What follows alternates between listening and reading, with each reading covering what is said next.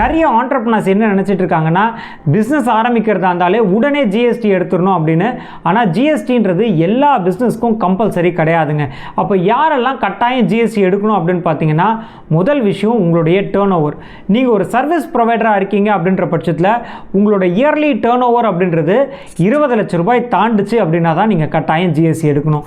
அதுவே நீங்கள் goods deal பண்ணுறீங்க, அதாவது நீங்கள் ஒரு மேனுஃபேக்சரராகவோ இல்லை ஒரு ட்ரேடராகவோ இருக்கீங்க அப்படின்னா உங்களுடைய டேர்ன் ஓவர் லிமிட் அப்படின்றது 40 லட்ச ரூபா, அதாவது வருஷத்துக்கு 40 லட்ச ரூபா டேர்ன் ஓவர் பண்ணுறீங்கன்னா தான் கட்டாயம் நீங்கள் ஜிஎஸ்டி எடுக்கணும். இது ரூல் நம்பர் 1.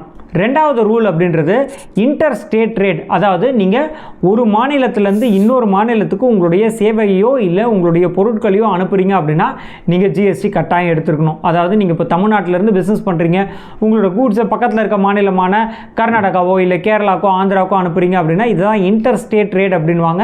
அப்படி இன்டர் ஸ்டேட் ட்ரேட் பண்ணுறீங்க அப்படின்னா கட்டாயம் நீங்கள் ஜிஎஸ்டி எடுக்கணும். இதுக்கு அந்த 20 லட்சம் 40 லட்சம் அப்படின்ற மாதிரியான லிமிட் எல்லாம் கிடையவே கிடையாது. கட்டாயம் நீங்கள் இன்டர் ஸ்டேட் பண்ணுறீங்கன்னா ஜிஎஸ்டி எடுத்துருக்கணும்.